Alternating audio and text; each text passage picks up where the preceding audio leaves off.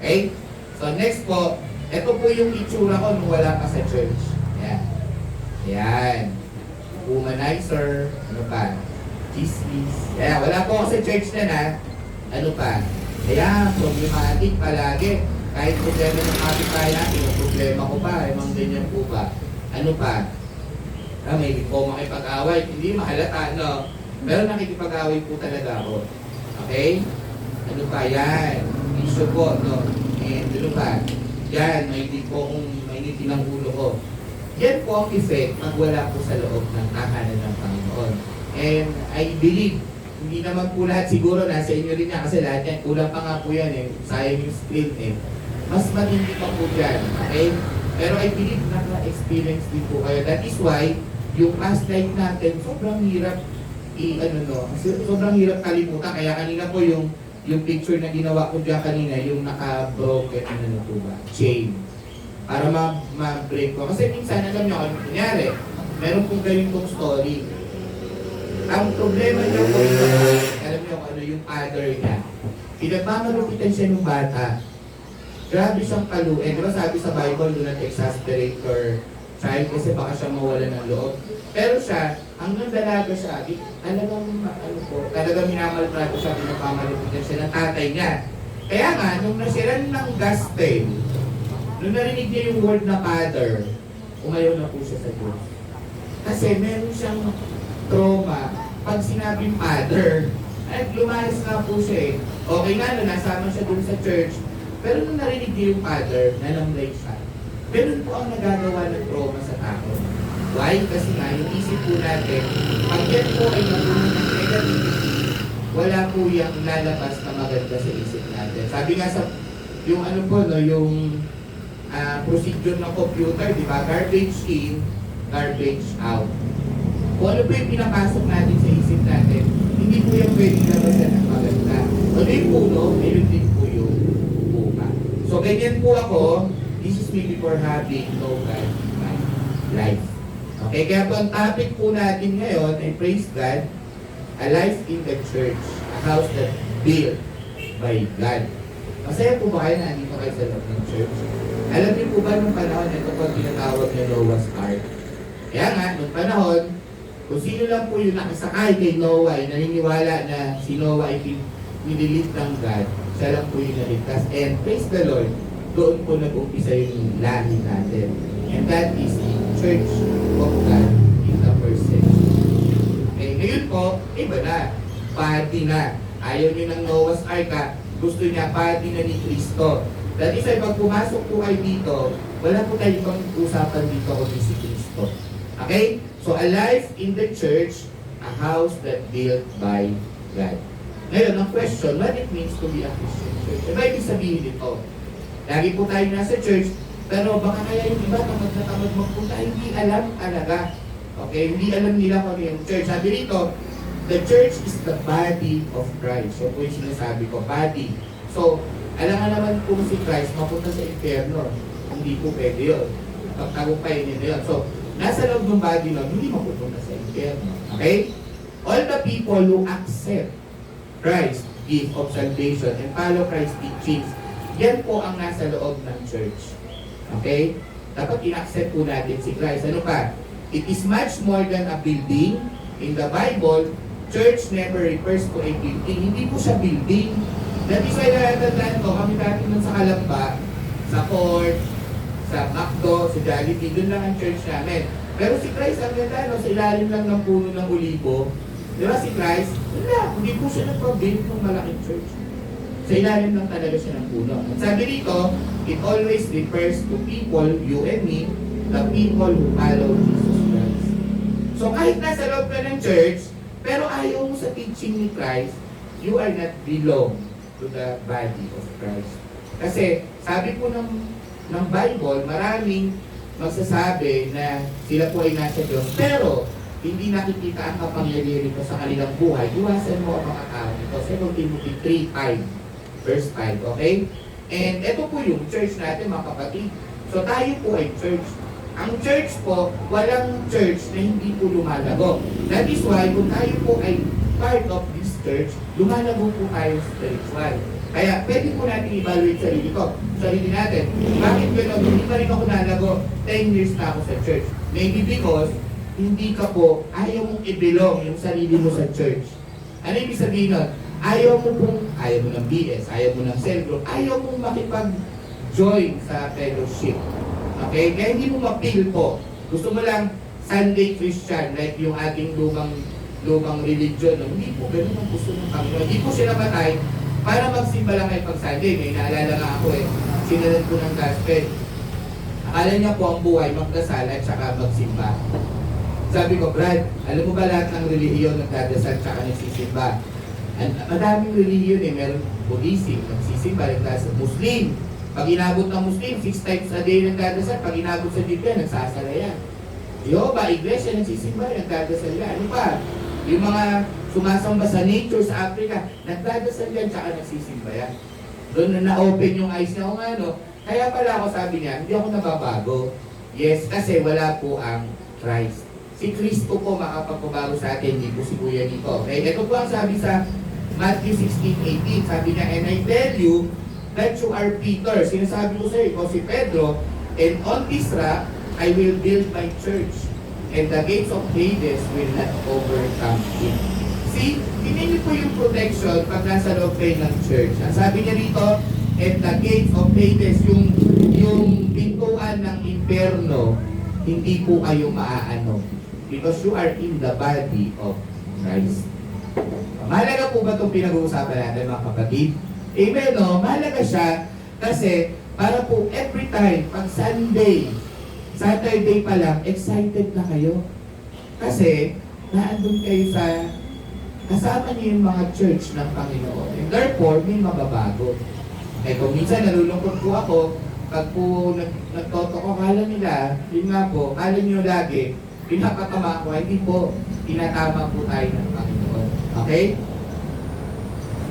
So, dito po, meron akong mga nilagay na 4 na experience sa loob ng church. Para marami siya, pero kumuha ako ng 4 for the sake of our time, na mag-discuss po natin ito. Sabi po dito, alive in the church, experience number 1. Na experience ko po, gusto ko i-share sa inyo.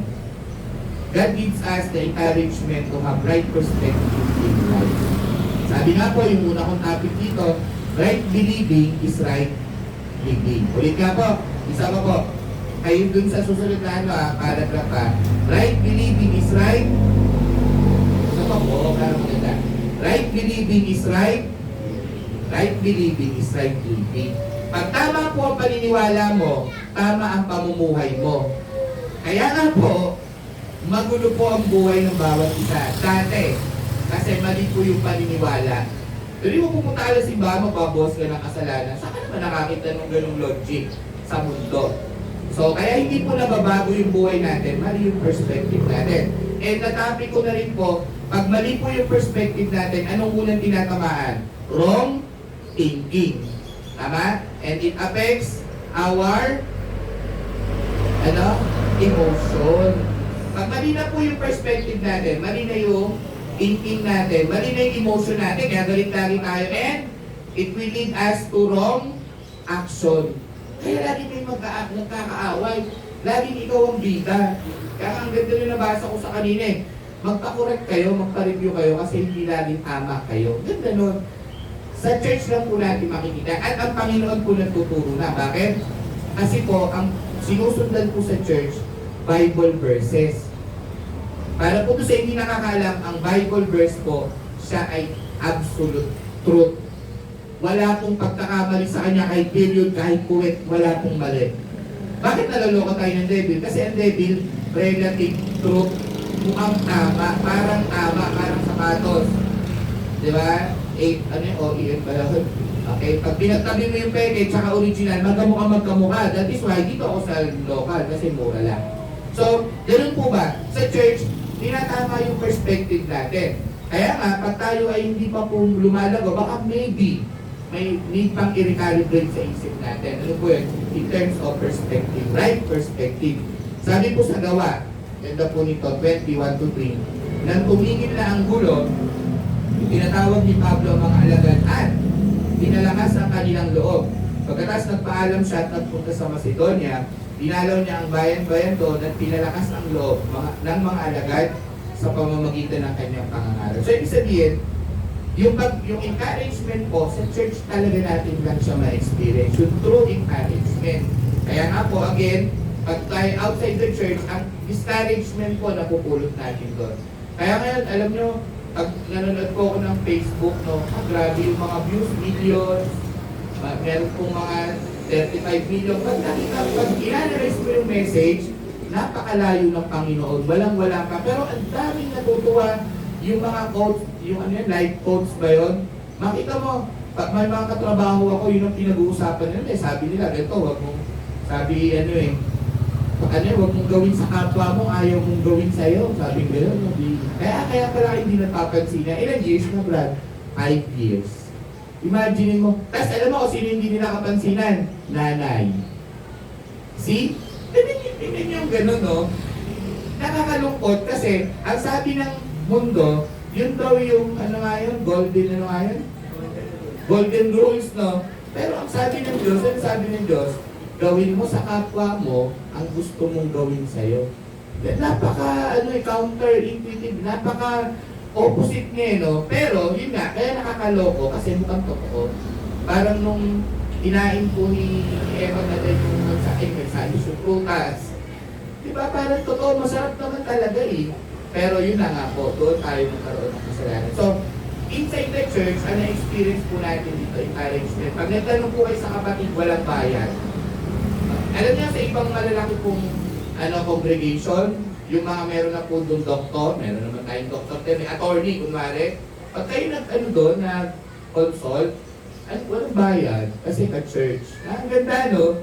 Tama sila Ate Nix, kinasal, sa iba ang lalaki ng bayad. Sa atin tayo, nagtulong-tulong, tama ba Ate Nix? Kaya dito, tingnan nyo, walang bayad, kasal, legal, may papel. Nakukuha nyo po, ang ganda pag, ito po yung kailangan natin ma-experience sa church. Kaya, yung topic po last week, dapat may sa buhay natin yon. Para kahit ano pong klase ng darating pag Sunday, hindi ko pagpapalit to kasi hindi ko ito makukuha sa labas. Ganun ba? And this is, we talk about eternal life. Pag nasa labas ka ng church, temporary lang. Okay? Sige po, ano pong next? Ayan, sabi po rito, sikapin din natin gisingin ang damdamin ng bawat isa dahil po sa pagmamahal sa kapwa at sa paggawa ng mabuti.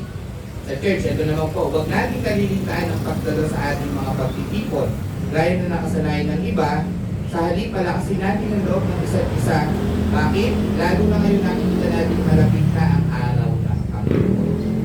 Okay? Kaya nga, alam mo, meron po kaibigan, napakahilig sa hula. My brother, may mga matay talaga, ganito. Sino sabi, yung sikat na vlogger, 7, okay. Namatay nga, Brad. Sabi ko, magbasa ka ng Bible, may mamatay talaga. So, gano'n po ba? Ano ba? May gera daw parating. Sabi nga dito sa Bible, hindi nyo talaga mauiiwasan yung gera, magkakagera talaga. Yung iba, takot na takot, umaasa sa hula. Kapag binasa mo yung Bible, it's revealed. Pinapakita na po ng Bible na darating itong mga bagay dito. Kasi, bakit po? Palapit na po ang araw ng Diyos. Kaya nga, sa loob ng church, binibigyan po tayo ng encouragement, tawag matakot. Bakit po? Kahit hindi tayo abutan ng gera, mamamatay din po tayo. Tama, mali?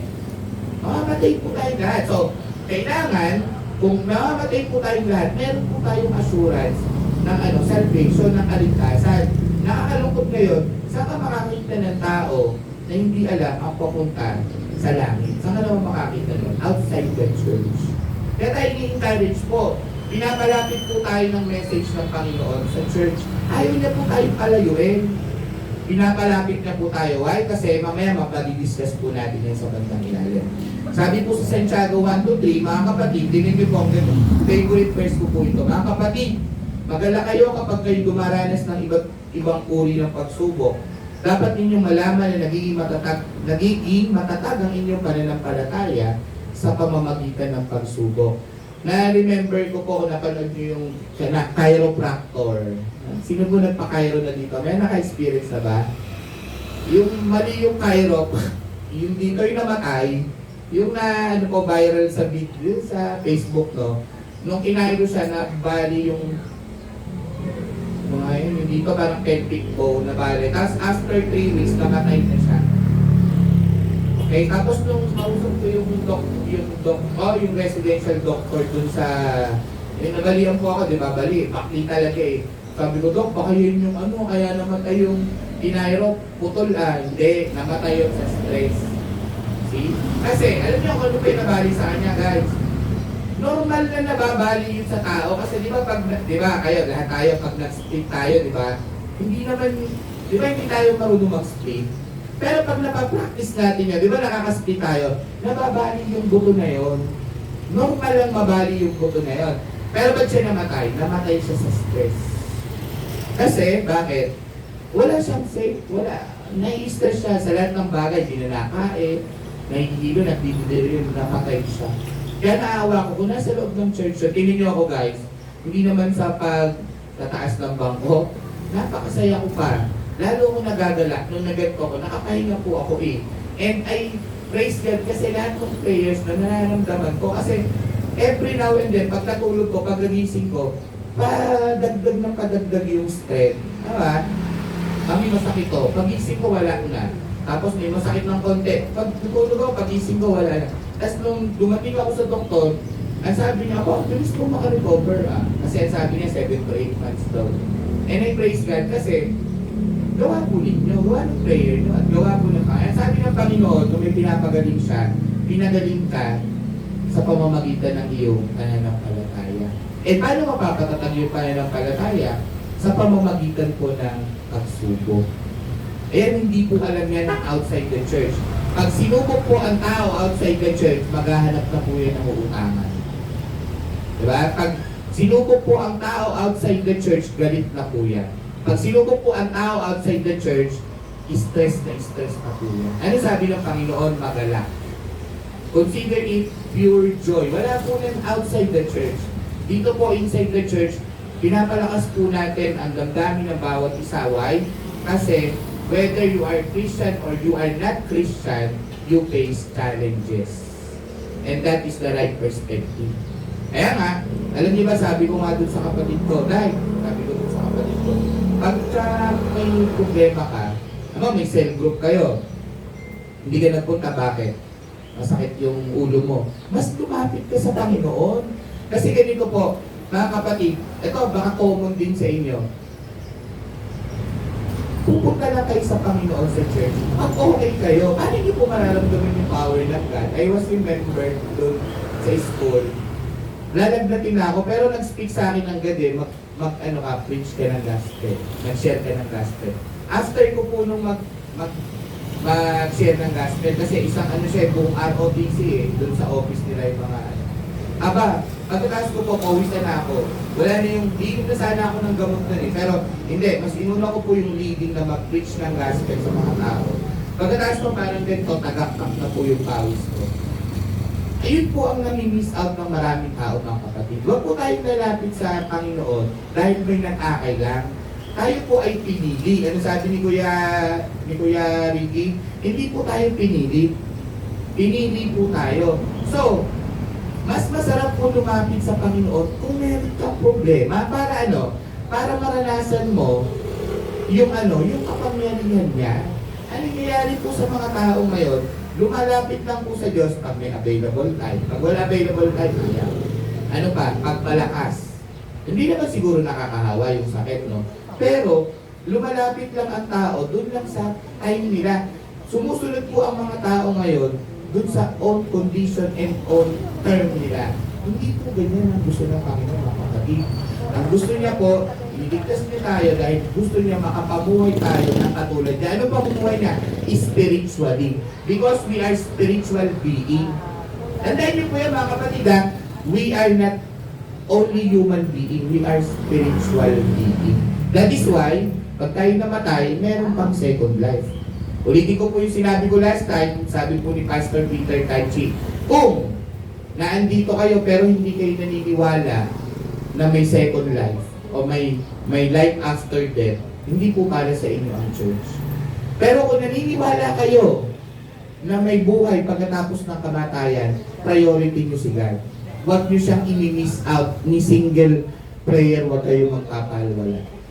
Okay? Ang ganda no? Ang ganda encouragement. No? Encouragement po ay sa church lang makikita. And ang sabi po sa Psalms 119:105, tingnan niyo po yung word ng God. Your word is lamp for my feet, a light of my path. Kaya marami pong namumuhay sa kadiliman dahil wala pong lamp and light. Saan puro makikita yon? Sa salita ng Diyos. Lalo na po kayong mga youth. Mga youth po, taas ang kamay ng youth. Taas mo lang kamay ng youth. Taas ko din kamay ko. Nakatalikod naman Princess Claire. Okay. Kayo pong mga youth, yan po ang very prone sa darkness. Lalo na po sa call of the flesh. Okay? Kayo po ang sensitive sa mga ganyang klase ng usapan. I mean, yan po mahina ang level nyo. Kasi, kung wala po kayong word ng God, tingnan nyo, ang dami pong pinakausap ko, grabe, akala ko, 24 years old, dalawa na. Tapos, ang pangalan niya, 8 years old. So, sabihin, minus ko, chismoso eh, minus ko. 16 pa lang, may anak na. Tapos, manonood ka ngayon nung kay MJS, no, 13 pa lang, may anak na. Kaya nga, nagkakaroon agad ng ovarian cancer ang babae. Kasi yung ganun mga age, hindi pa yung ganun tawag doon, full grown, matured ang ovaryo ng babae ng anak na. That is why may ganung klase. Okay? Again, paano natin malalabanan to yun? By means of the Word of God. Okay? Bakit? Ang Word ng God, it lead us, it direct us, it recalibrate us, it give us light and lamp on our feet. So, ang mga yuta, guys ha, kung kami po mga elder nagpe-pray, mas doblehin niyo po yung prayer. Okay? Kasi malapit po tayo. Isang click lang ng cellphone, alam niyo yung sinasabi ko, may problem na. Kaya may co-teacher ako dati, kami ni Ma'am. Alam mo, nag-retiro na. Di ba? Pag nag-retiro na, kung hindi 60, 65. Aba, pag kita ko sa palete, Nico, may boyfriend ako. Eh! Taga saan? Germany pa daw. Kasi nga, meron na ng mga na cellphone lang, click lang, meron ka na agad ka date. Napaka-abilis lang, no? Pero kung, tingnan nyo guys, kung wala kayo sa church, hindi talaga kayo magkakay. Nakita ko ulit, tingnan ko, wala na kami. Bakit? Nasa na, pero lang pala yung hapon, tama yung sinabi ko, ingat ako na. Di ba po? O, wala pa siya sa church, kaya hindi ko na puruhan ng payo eh. At ito pa nakakalungkot, hindi niya nakita yung lalaki, boys lang. See? Wala kasing encouragement, wala siya, hindi ko siya pwedeng i-correct mabuti, wala siya dito sa loob ng church. Baka ako mapagalitan o mabarangay, o baka hindi na ako pansinin. Pero eventually, tama ka Kuya Nico, niloko lang ako. Nakuutang din kasi saan ma'am, matay masyado, ang dami na po, hindi ko na tinuloy. Okay, so, yun po. Yun ang isa pong maganda pag nasa loob po tayo ng tahanan ng Panginoon. Totoo po ang tao. And, it gives us, it always give us encouragement. Okay? So, yun po yung ating first experience. Ang question ko, na-experience yun na ba yun? Taas nga po ang kamay nyo naka-experience na na-encourage sa loob ng church. O, tingnan nyo mga hindi nataas ha. O, mamaya lapitan nyo ang guys ha, encourage natin sila. Na ang buhay outside the church, magulo. Okay? Ang buhay po inside the church, puro pag-ibig. Nasa atin na lang kung gano'n po nakakalalim sa Diyos. Kung minsan kaya kung bakit may nagkakagulo inside the church, kasi hindi po gano'ng kalalim yung karunungan nila sa Diyos. Okay? Number 2, experience. Okay? Dito naman po sinasabi, pag nasa loob tayo ng church, God shows His power, yung love at saka yung galit niya to His children. Okay? Alam niyo, outside the church, sa outside the church na experience ko, ewan ko kung na-experience ko po, hindi niyo po alam na may kapangyarihan ng Diyos. Kasi kung alam niyo, susundin niyo bakit kung alam niyo makapangyarihan ng Diyos, ba't tuloy-tuloy pa rin tayo sa kasalanan outside the church? Pero inside the church, ang mga maganda po, mga kapatid, nakikita natin yung pag-ibig niya. Nakikita rin natin yung galit niya. So ayaw niya, alam natin yung gusto niya, alam din natin yung ayaw niya. Parang sa mga magulang. Taas naman po ang kamay ng magulang. Taas yung kamay ng magulang. Para hindi kayo no? Di magulang, di ba? Ano natin nakakasundo yung mga anak natin? Pag ginagawa yung gusto natin. Tama? Pag hindi ginagawa yung gusto natin, hindi natin nakakasundo. Ganun din po ang Diyos. Ayaw ng Diyos. Pag alam mong ayaw nila, ginagawa mo pa, katulad ng kasalanan, nagagalit talaga siya. Pero mahal niya yung mga tao na, na nasa kanya. Pero yung sinabi ko kanina, mahal niya lahat in general. Pero yung pag-ibig niya dun sa mga nasunod sa kanya, iba dun sa hindi nasunod sa kanya. Kasi yung nasunod sa kanya, merong eternal life. Yung hindi nasunod sa kanya, merong eternal damnation. Pupunta po sa wrath, sa galit niya, sa impyerno. Okay? Ano pong sabi sa Gawa 19:7? Ito, maganda po ito. Sabi rito, noong araw ng Sanlinggo, kami nagkatipon upang magpira-piraso ng tinapay inside the church. Okay? Si Pablo ay nangaral sa kanila hanggang hating gabi. Tingnan nyo guys, so ang church noon hanggang hating gabi, sapagkat aalis na siya kinabukasan. Maraming ilaw sa silid sa itaas na pinagtitipunan namin. Nakaupo sa bintana ng isang bintana ng pangalay, Eutico. Okay? Tandaan niyo po si Eutico, may game tayo mamaya. Okay? Dahil sa kahabaan ng pagsasalita ni Pablo, si Eutico ay inantok at nakatulog ng mahimbing. May nakakatulog po ba ng mahimbing dyan? Nahulog siya mula sa ikatlong palapag ng kanya kinaroroonan, kaya't patay na siyang buhatin. Then ikaw guys, no, nag-church, yung palang church na pupunta niya hanggang umaga. Nagsasalita si Paul na ganito po parang sa akin. Sa sobrang antok niya, nakatulog siya sa third floor maybe, pagbagsak patay. Okay? So check po natin. Sabi rito, nanaog si Pablo at niyakap ang binata inside the church. Sinabi niya, huwag kayong mabahala, buhay pa siya. Muling pumanig si Pablo, nagtira-piraso ng tinapay at kumain. Ito yung priority niya. Kahit hindi namatay na nun, guys, priority niya pa rin yung salita ng Diyos. Muling pumanig si Pablo, pagkatapos, nakipag-usap pa siya sa kanila ng matagal hanggang mag-uumaga at saka umalis. Ang binata naman ay buhay na inuwi at ito'y nagdulot sa kanila ng malaking kaaliwan. See, namatay sa loob ng church, binuhay ng Panginoon inside the church. Okay? Sa church po nangyari po ito, totoo to. Literal na patay. Pero dahil nasa loob siya ng pangangalaga po ng Panginoon, buhay pa rin po ang si Eutico. Hindi si Kuya Nico Eutico. Okay, so dito po, makita natin, ito po yung importance ng nasa loob ng church. Nararamdaman po ng bawat isa na may Diyos. Pero outside the church, concept lang po yan. Na may Diyos. O kung may Diyos, anong ginagawa mo? Nang bumuhay ang kasalanan, di walang Diyos. At totoo pong namumuhay po sa Panginoon at nararamdaman niyo yung Panginoon. Namumuhay po sa katwiran, sa righteousness ng Panginoon. Kaya nga, paano po ba natin malalaman pag totoo po, kung totoo ang Diyos? Sige nga po, sino pwedeng sumagot? Paano natin malalaman na totoo po ang Diyos na tayo nasa loob ng church? Alam niyo po kung ano? Dahil alam niyo may masama. Hindi niyo po masasabing may masama kung hindi niyo po alam yung mabuti. At saan po nakukuha to? Sa Panginoon niya. Ganun lang po, basic. Hindi na po sa experience natin. Bakit may masama? Because may mabuti. Bakit may mabuti? Dahil doon tayo ginawa sa kabutihan ng Diyos. Okay? Kaya may Diyos po. Totoo ang Diyos na buhay siya, kumikilos po siya sa atin. Nung nadulas po ako na nakaka-bless. Nadulas po kasi doon po lumabas sa bibig ko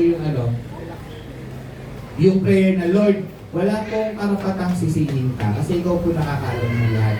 Wala po ako doon sa posisyon para rin questionin ka ng questionin. Ba't yung ginawa po sa akin to? Nandun po ako sa sitwasyon ngayon, Panginoon, na mas lalo ako nagiging humble before you and mas lalo po ako naniniwala na buhay ka sa puso. Why?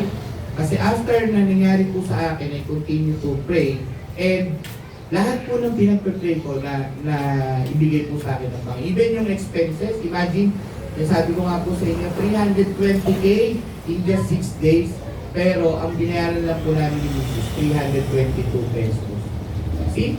Kung wala pong Panginoon, wala 320,000 is 320,000. Lalo po sa panahon ngayon.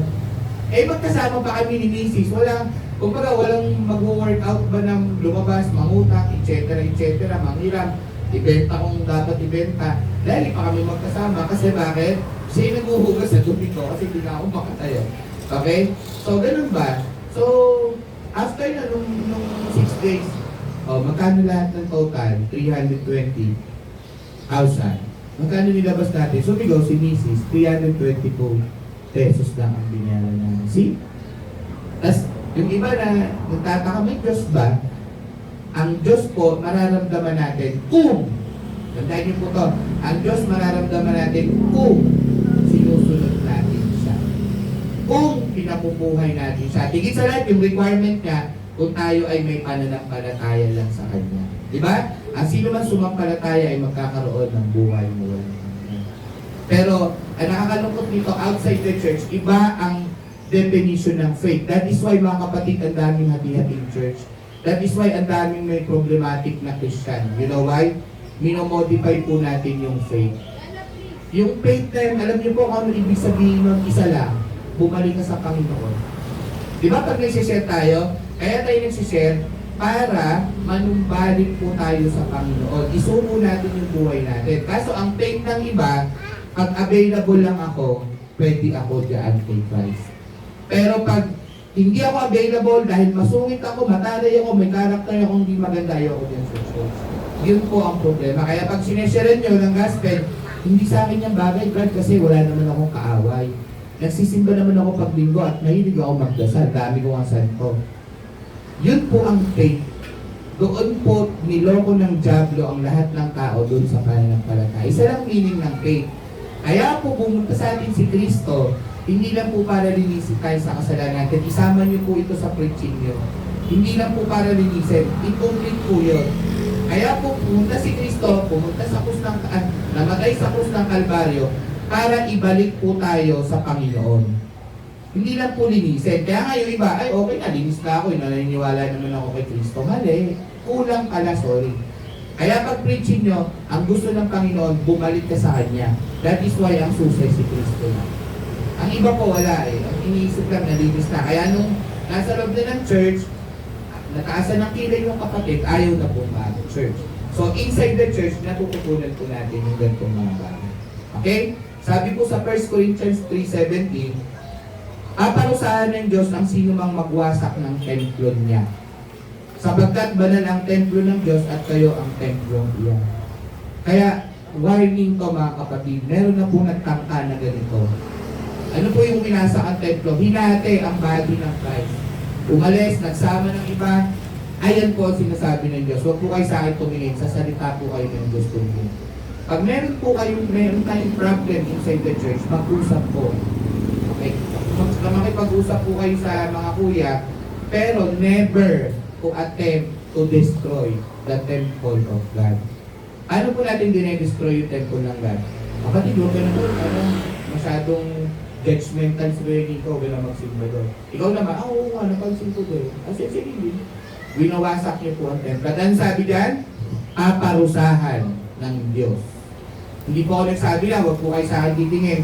1 Corinthians 3:17, maliwanag po yan. At ang templong yun tayo po. That is why, ano pong ginagawa ng mga kuya inside the church? Anong gusto natin gawin? Gusto lagi natin mag-gathering.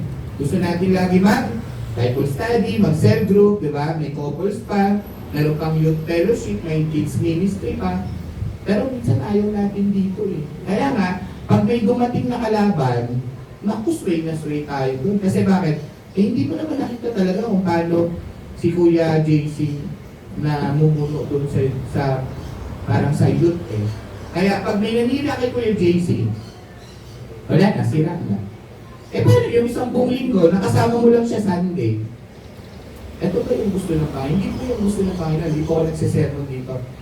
Ang pagwasak po ng templo ng Diyos, ito po yung incomplete faith na pinapakita natin sa Panginoon. Yun nga pong kumpleto na doon at minsan natutoksukan at nakasala pa. Would you imagine? Yung lagi na po, ako personally, nagkakaroon na rin po ako ng biglaang kasalanan eh. Yun pa kaya wala doon sa church. Paano na po yun? Baka kung kiluhan ng kasalanan, wala na pong pangilo sa kasalanan. Okay? So yan po yung ating na-encounter and na-experience inside the church. Buhay pa po ba kayo?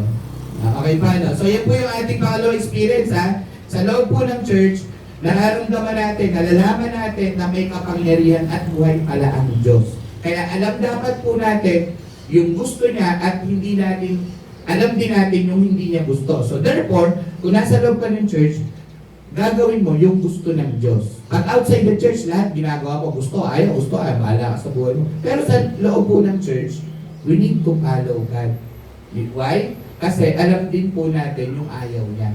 Okay? Tandaan niyo po, ganun ha, kahit sa ating mga anak ha, sa youth, pag ginawa niyo yung ayaw ng magulang niyo, away kayo na.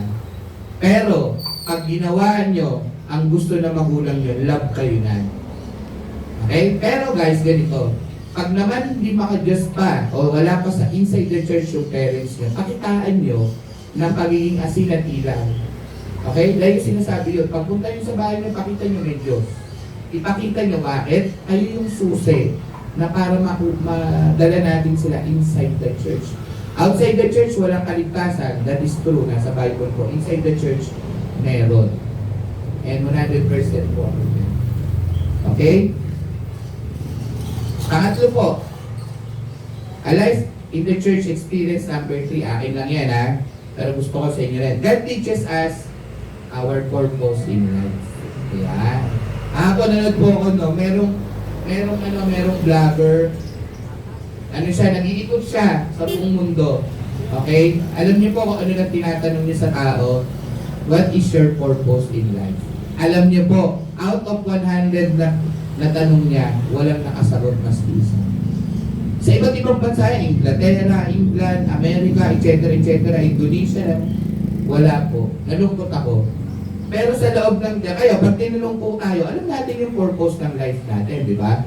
Pero outside the church, kaya pala, may tao talagang, ang hirap pakisamahan, ang hirap ispellingin, ang hirap hindi kaya. Kasi yung purpose nila, hindi nila alam eh.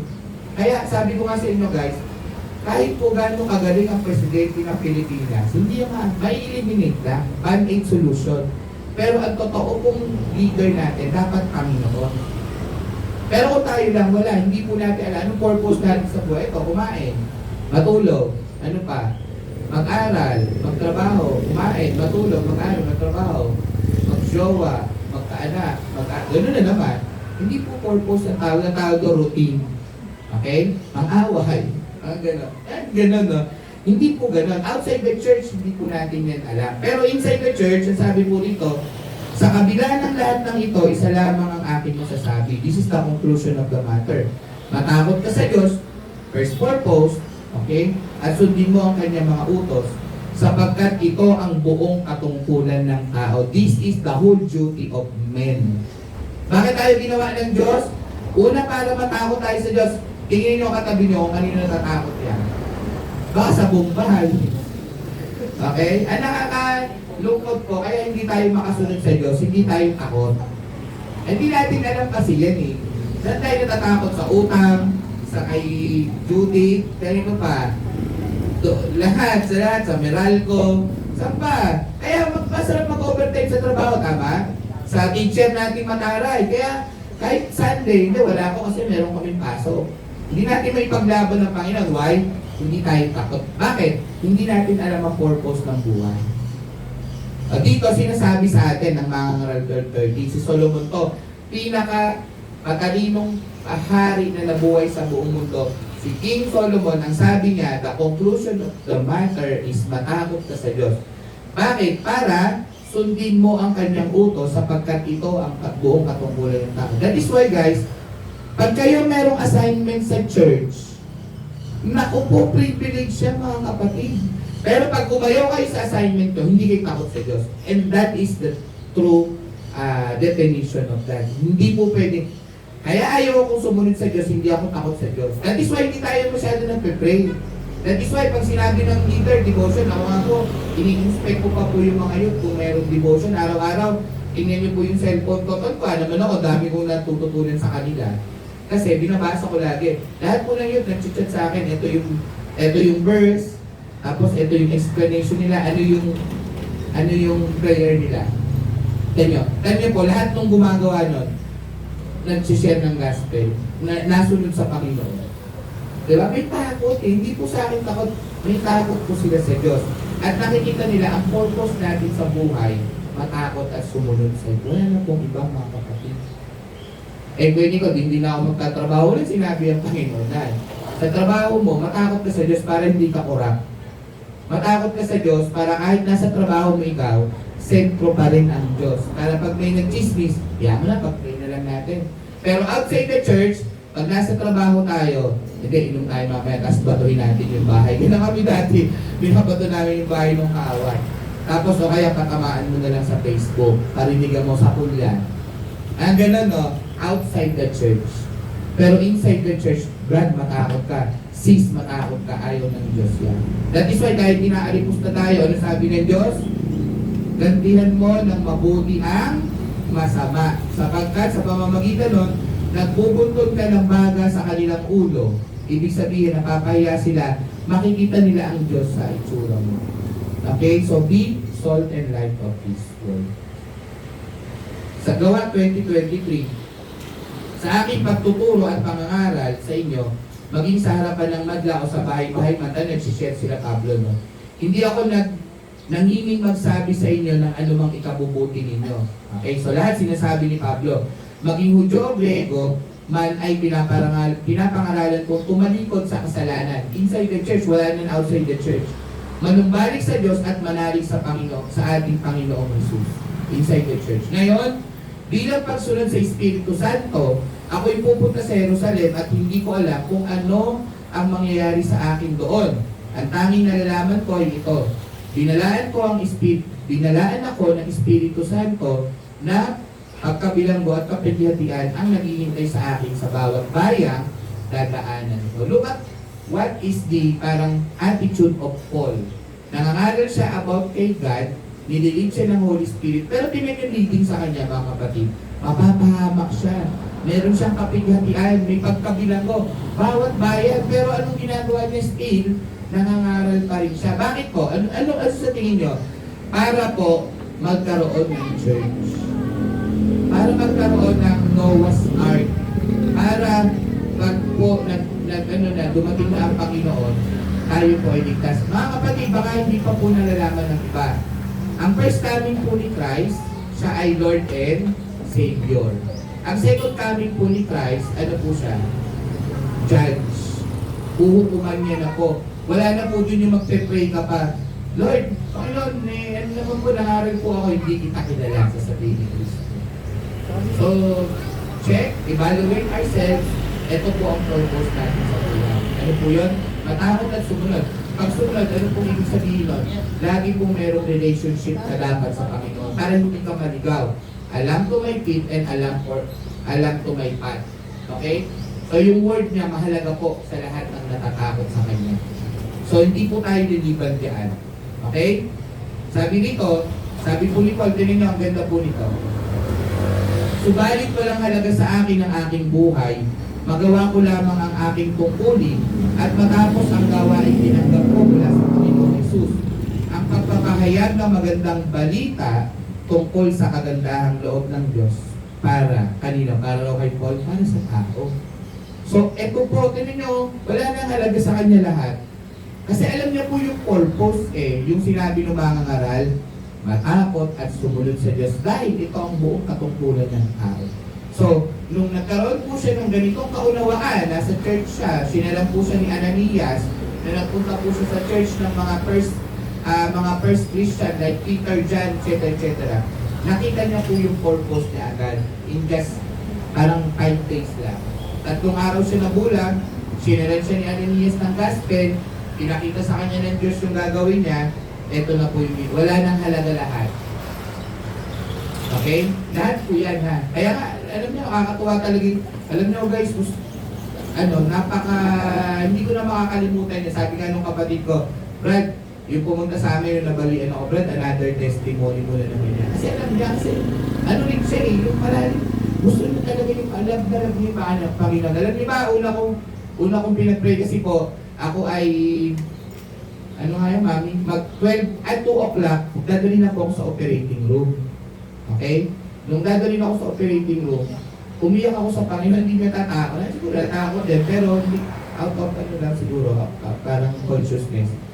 Sabi ko, Lord, sana po padalhan niyo ako ng anghel. Para po, hindi ako makaramdam ng sakit, hindi rin po ako mabalisa. Ayoko po nito, kasabi niyo po sa Roma, wala pa po sa tao ang ganap na pag-ibig kapag siya'y nakakaramdam ka ng takot.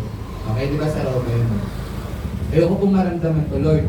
Pero nakailang over na ako, Lord, pangatlo na to. Pero gusto ko lang po, this time, Panginoon, tulog si Mami kami dalawa lang. Padalan niyo po ako ng amen. Alam niyo, pagkatapos ko mag-pray, nung may kumatok, di ba, Mami, no? Kumatok. Diyan po ba yung room ni Sir Nico? Eh, hindi namin kilala. Eh, di ba, pag nakakatok, nurse o doktor, no? Kaya bisita, kilala mo. Sabi ni Mrs. Opo, ay, ako po si Ganito. Sa ibang church po ako, kaso nabasa ko po yung name niya. Galing po ako siniluan ngayon. Imagine nyo, dahil siniluan. Ay, pinadala po ako ng Panginoon dito para ipag-pray siya at mag-worship tayo. At yung pinapasok ni Mrs. Eh, that's ano na, parang 12:30 na. At after ko na rin, sinabi ko, Lord, magpadala po kayo ng kain. Pero ang sinasabi ko nga ngayon, literal talaga na puprotek ko. Yung pala, tao, pinadala niya. Alam niyo, pinag-pray niya ako, umawit siya ng 3 kanta. Sabi niya, Brad, as naiyak kami, naiyak din siya. Lakas niya umiyak. Tapos sabi niya, Lord, thank you kasi alam ko, pinadala niyo po. Tapos after yung pray, is that coincident? Hindi po coincident. So, ayun po yung perspective, right perspective na sinasabi sa Bible na lahat ng meron ka, lahat ng gagawin mo, iasa mo sa Kanya. Hindi mo iasa sa sarili mo, sa bulsa mo, sa trabaho mo, sa loan, etc. etc. Alam niyo, pagkatapos nun, ano nga eh, sobrang iyak ko po, no? Nakaganon ako doon sa oras. Naku, 2 o'clock na, laging on time yun. Pero yung natapos kami, 2:30, hindi dumadating yung kakaon sa akin. Paglabas niya, tapos nagbigay din ng pera, praise God, hindi ko kalala. Hindi natin ka-church. Paglabas niya, sabi dating nung sir, tayo na po. Iba na late na 30 minutes kasi more than almost 2 hours kami nag-worship sa Panginoon. Hindi ko kalala yun. See? Amazing ba si God, mga kapatid? Balakpakan naman natin si God, praise the Lord. So, yun o, buhay po ang Panginoon and mararamdaman po natin po inside the church. Ang pinag-aaralan po natin dito, kapatid, doctrine. Mahalaga po to. Gusto ko mahalin niyo po yung church. Wala pong ibang magtuturo sa atin ito kundi ang Panginoon lang. Walang halaga sa akin ang akin ko. Sabi ko kay Miss Lab, hindi ako nagtitiwala sa trabaho mo lang, hindi rin ako nagtitiwala sa trabaho ko. Mag-pray tayo, God will provide. And again nga, after 6 days, 322,000 soul pay, bigay lahat ni God. Nasaktan lang ako. Alam niyo anong purpose? Para lalo kong matakot sa Kanya at lalo ko siyang sunod. Sana mga kapatid, meron din po kayong mga ganitong testimony sa buhay niyo. Para malaman niyo, totoo po na yan. Inside the church, ito po yung ginagawa. Okay? And that is my experience. And sabi po sa Pilipos, ngunit dahil kay Kristo, ang mga bagay na pinapahalaga ko noon ay ikinuturing ko ng walang kabuluhan ngayon. Okay? Oo, ikinuturing ko walang kabuluhan ng lahat ng bagay bilang kapalit ng lalong mahalaga. Okay? Ang pagkakilala kay Kristo na aking Panginoon. So, mga kapatid yun gusto ko rin pong ituro sa inyo ngayon, dapat alam niyo po yung pinakamahalaga sa mahalaga lang. Yun po ang hindi mapepekti ng demonyo. Di ba? Absolute truth, relative truth, totoo, plus parang totoo. Pero, mga kapatid, mind you, I pray na magkaroon po kayo ng ganitong kaisipan. Mapili niyo po yung pinakamahalaga. Yung mahalaga po, temporary lang yan. Hindi po kayo nang bibigyan ng satisfaction in life. Pero, pag ang pinakamahalaga yung napili niyo, very sure po ako, yung church mamahalin niyo. Yung salita ng Diyos, mamahalin niyo. Yung Diyos matatakot kayo. Yung Diyos susundin niyo. Okay? Ang lahat ng bagay ay pinalagay kong walang kabuluhan at tinuturing kong basura. Tingnan nyo, 2 beses niya minention na wala ng kabuluhan at mas malupit yung uli. Napaka-supreme nung sinabi niyang word. Itinuturing kong basura. Makamtam ko lamang sino po? Si Kristo at lubos na makipag-isa sa Kanya. Ang aking pagiging matuwid ay hindi sa pamamagitan ng pagsunod sa kautusan, kundi sa pananalig kay Kristo. Ang pagiging matuwid ko ngayon buwat sa Diyos sa pamamagitan ng pananampalataya. So always check your faith. Baka minsan, namomodify na natin to based on the circumstance na dumadating sa atin. Kunyari, wala akong pera, Lord. Okay ba mangutang muna ako sa Bombay or 10K lang naman? Sige! Wala akong utang sa Bombay. Minsan kasi, yung faith po natin, masyado tayong nagiging extreme naman na, alam mo yung holiness ang gusto sa atin ng Panginoon, pero parang gusto pa natin lampasan ng pagiging banal ng Panginoon. Napaka-sensitive na. Kaya nga, pag nakita ko sa kapatid, pinagdidilata ko na imbis na i-correct mo, dinajudge mo na siya. Alam niyo po, ang pag-ibig ng Diyos, pag-ibig po to na kung saan makakabuti kayo, hindi po makakasama kayo. Okay? So, ang pag-ibig po ng Diyos, pag meron po natin tayo nito, meron po tayo tinatawag na true faith. May fake faith po kasi. Kaya nga, kung meron po tayong ganitong pananampalataya, we love the church. Wala po tayong puwang. Hindi po natin lalagyan ng in-between. Ito po nangyayari sa atin eh. Tao, in-between God, problema. Ang ginagawa po natin ganito. Tao, ginagawa po natin palaman yung problema, pas si God. Hindi po. Pag alam na natin pa problema na, ayun si God katabi mo na, huwag na po natin pasingitin, ipag-pray na po natin. Kaya ang sabi ni Paul, nung nakilala niya si Kristo, bakit po niya ginawang basura lahat? Kasi itong basura na to, ito po yung kinahumalingan ng mundo. Dito tayo nagkakasala. Ang Panginoon po, jealous God siya. Ayaw niya nung may kahati siya. Pero pwede ka magpaalam sa kanya. Nakakapagpaalam pa nga sa magulang mo na payag. Basta po, meron po yan valid reason na gospel mission.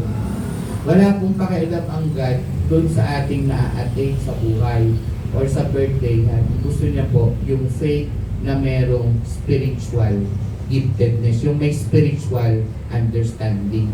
Kaya ganito po si Paul magsalita sa atin. Okay? And that is experience number 3. Last na po. A life in the church experience number 4. God teaches us to be ready at all times. Yan. Yan. Ayan, natabi ko na yun sa iba kong mga contacts. Bakit po ba tayo pinaghahanda? Kunyari may bagyo. Natandaan ko sa province, no, pagka pinaghahanda, may malakas na bagyo, yung dating, yung old ways, tinatali yung tinatali yung bahay sa puno, no. Tapos sa Manila, ang daming gulong sa bubong. Pinaghahanda tayo, no. Kahit sa sa mga future ng anak natin, di ba? Para sila makapag-aral, we need to have job. Pinaghahandaan natin, tama ba? Bakit kaya tayo pinaghahanda? Kasi merong kadating. Tama po ba? Ulit ha. Kaya po tayo pinaghahanda dahil merong kadating na sakuna. Hindi po maganda ang dadating. Kaya yung mga taong tamad, hindi handa, yun na nagkakaproblemang madala sa buhay. Okay? Sorry for the word, totoo naman kung meron days. Kasi ang sasabihin ng, dalawa lang sasabihin po pala sa atin ng Diyos pag nag-meet tayo. Tama ba, Kuya Tony? Ang sasabihin ng una, good and faithful servant, di ba? Yun yung una. Pag po tayo faithful kay God, good and faithful servant ang sasabihin. Pag po tayo wala sa Kanya, you are wicked and lazy. Tamad lang, manggagawa. Okay? Sige po. So, ano po yung readiness na sinasabi? Makikita po ito sa Matthew 24. Sabi po rito, kaya, yan, maging handa kayo dahil hindi ninyo alam kung kailan darating ang inyong Panginoon. Sa mga youth, may mga boyfriend, girlfriend, maging handa kayo. Pag hindi po ka-church natin ang naging boyfriend, girlfriend nyo, maging handa na po kayo, sasaktan po kayo na. Okay? Sinasabi ko lang po. Tandaan ninyo ito, kung alam ng may-ari ng bahay kung anong oras sa gabi darating ang magnanakaw, siya ay maghahanda at hindi niya papabayaang pasukin ang kanyang bahay. So, period po muna tayo. Sa 43 cost muna tayo dyan. Ang sabi po dito, ang totoong Kristiyano, hindi niya papapasukin sa bahay yung magnanakaw. Ibig sabihin, kung ikaw po ay nag-iintay kay Kristo, okay? Kung ikaw po ay nag-iintay kay Kristo, hindi mo po hahayaang magkasala ka. Sino ba yung magnanakaw? Yung demonyo. Okay? So, ang sinasabi po rito, yan ang gusto yung paghahanda ng Diyos. Yung hindi ka nag-give-in sa kasalanan. Sa totoo lang po, pag nakita ko, alam din, bahay nung ganda ng bahay nung Murder's Love, no? Hindi mo kita yung loob. Ang laki ng bako doon sa may tabi ng National. Kanila grabe, hindi mo makita yung bahay, so sobrang taas ng bakod. Naghahanda sila gawa ng magnanakaw po. Tama po ba? So, ang nakakalungkot dito, tayo pong mga Kristiyano, yun ang gustong pagawa sa atin ng Panginoon. Pero madalas, hindi po natin binabakuran yung ating puso at saka isipan. Hindi tayo handa sa kasalanan. Kaya nga, pinag-iiwas ko yung ilang mga kapatid kasi ang sabi sa 2 Timothy 3:5, yung sinasabi ko sa inyo kanina, sila ay magsasabing maka-Diyos, pero wala sa kanila yung kapangyarihan ng Diyos. Iwasan nyo ang ganitong mga tao. Yung sinabi ng Panginoon mga kapatid na iwasan, that is part of readiness.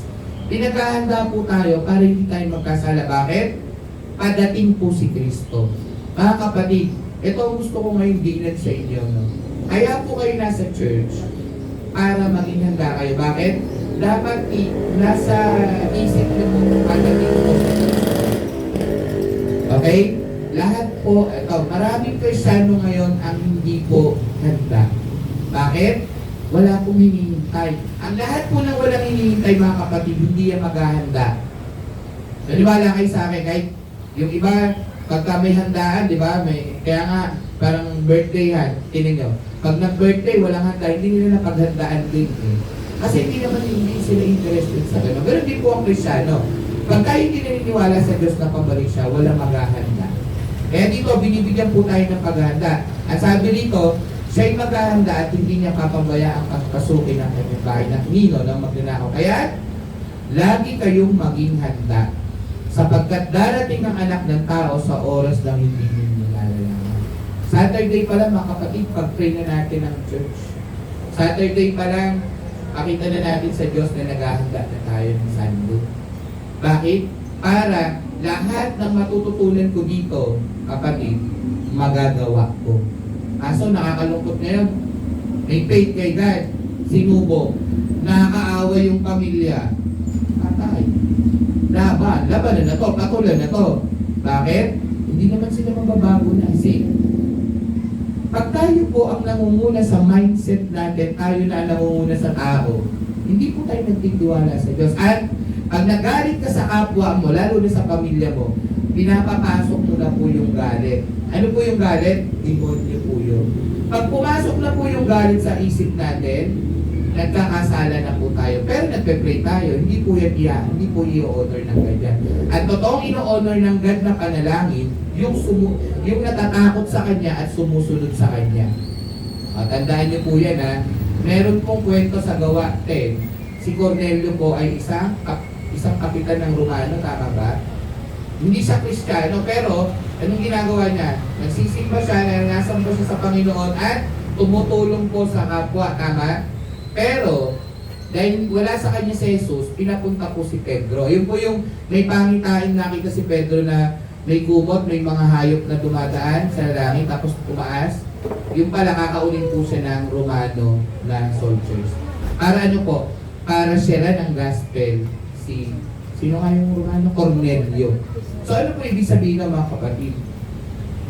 Para po tayo maging handa, nasa atin dapat, mga kapatid, nasa atin dapat si Kristo. Paano ba nasa atin si Kristo? Paano pumunta si Kristo? Sa pamamagitan po ng pananampalataya. Wala na pong iba. So, kailangan po palagi tayong maging handa dahil madaya po ang kalaban. Paano po tayo maging handa? Magtitiwala po tayo sa Panginoon. Okay? Ano pa? Sino ang tapat at matalinong alipin? Okay? Ito naman po mga alipin na tayo na po ito pagtatapos po. Hindi ba't ang pinapamahala ng kanyang Panginoon upang magpakain sa iba pang mga alipin sa takdang oras? Mapalad ang alipin iyon kapag dinatnan siya ng tapat na naglilingkod sa pagbabalik ng kanyang Panginoon. Sinasabi ko sa inyo, gagawin siyang tagapamahala ng kanyang Panginoon sa lahat ng mga ari-arian ito. This is the good and faithful servant. Lagi pong handa. Ano raw pong maglingkod? Ano raw pong ginagawa? Magpakain sa iba pang mga alipin sa takdang oras. Ngayon, tinanong ko po yung mga binibilis ko. Ngayon, paano niyo po nalalaman na good and faithful servant kayo? Sa pagpapakain, pag-aalaga ng flock, tama? Ngayon, paano niyo nalalaman kung yung flock niyo, pinapakain niyo ng tama pag lumalago, pag nagmumultiply? Pero pag hindi yan lumalagot, di nagmumultiply yan, yun na pag-aralan po natin dati, we reproduce our own kind. Kung tayo po ay complacent disciple din po ang mapuproduce natin. At nakakalungkot nito, dahil hindi po tayo nasunod fully sa Panginoon, wala tayong napuproduce na disciple. Hindi po ano yan So, i-check po natin. Kasi ito po yung wise servant na gusto ng Panginoon. Ano po yung foolish? Ito naman po. Ngunit, ito na po. Kung masama ang aliping iyon, sasabihin niya sa kanyang sarili. Tinan niyo po ang reasoning na masamang aliping. Lahat po tayo alipin dahil ang Diyos ay Diyos hindi po natin malalagpasan ng Diyos. Lahat po tayo alipin. Matatagalan pa ang pagbabalik ng aking Panginoon. Yan po ang reasoning. Kaya't sisimulan niyang bugbugin ang iba pang mga alipin at makikipagkainan at makikipag-inuman sa mga lasenggo. Ayan Babalik ang Panginoon ng aliping iyon sa araw na hindi niya inaasahan. Kaya gusto ng Panginoon laging maging handa. Okay? At sa oras na hindi niya alam, buong higpit siyang paparusahan ng kanyang Panginoon at pagkatapos ay isasama sa mga mapagkunwari. Doon tatangi siya at mangangalit ang ngipin. Yan po ang foolish servant. Hindi po mapagkakatiwalaan. Siya po ay mapagkunwari. Meron po akong kwento dito. Natutuwa nga yung iba kong piniis dito. Nagpatawag ng meeting si Satanas. Okay? Nagpatawag ng meeting si Satanas. Siyempre, ang pupunta lang po doon, mga little demons. Tama? So, nung nagano po siya, nagpatawag po si Satanas ng meeting. Sabi niya, naaasar ako ngayon. Sabi ng mga demonyo, bakit na naman boss? Sabi gano'n kasi ang dami ng Kristiyano, ang dami ng sisimba sa Santo Domingo. Gano'n parang kunyari lang, Santo Domingo. Bakit kayo nag-aalala? Siyempre, sino makakasama natin sa impyerno pag nag-uko? Gano'n Hindi, sige, mag-brainstorming tayo. Gano'n Pero brainstorming sila sa Satanas, Sabi ng little demon, sabi niya, sabihin niyo po, hindi totoo ang Jesus. Hindi yung totoo. Joke time lang yan. Sabi ni Satanas, hindi. Nag-church na nga, may BS sila Ano yan, nakasulat talaga sa Bible Alam niyo po ano sinabi ng matalinong demonyong maliit. Ano sabi? Sabihin niyo hindi totoo ang hell.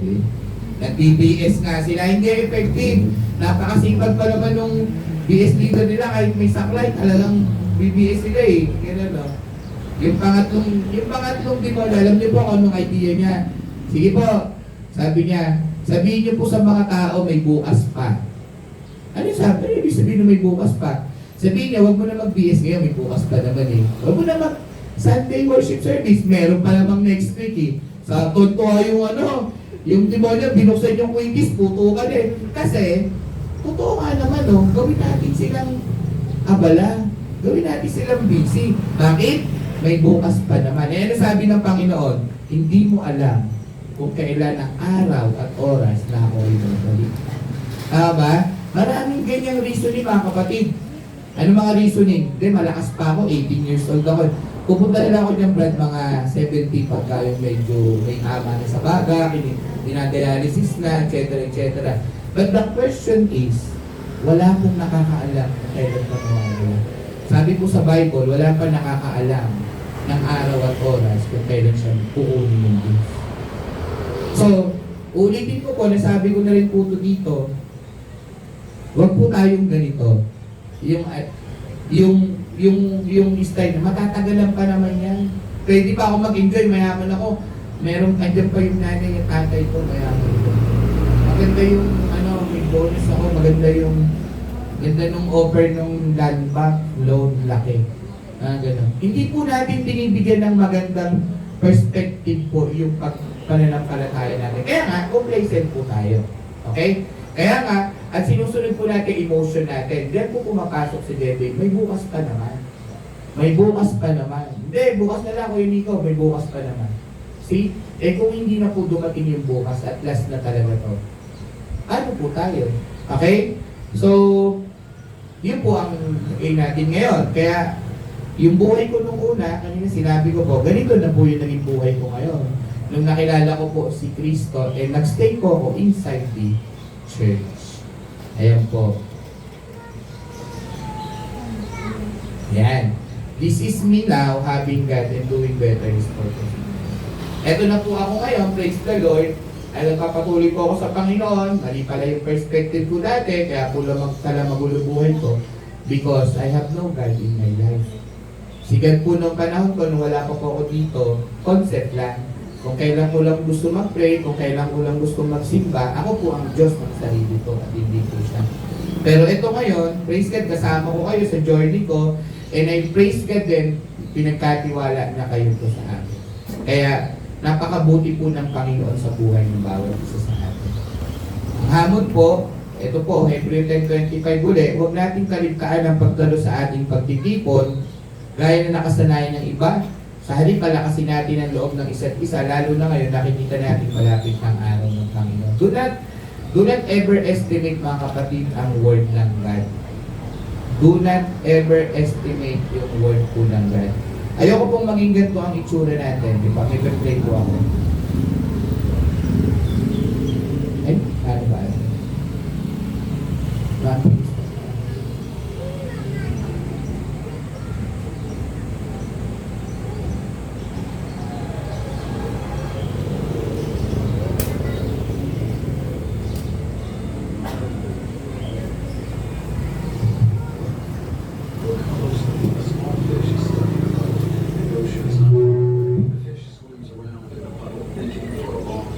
Then it decides to try its best. It moves its tail and body with all its strength. Even though it's hard, the fish keeps dreaming of being free. At last, the little fish breaks through and reaches the ocean. This is like our lives. Working hard is important, but choosing the right path is also very important.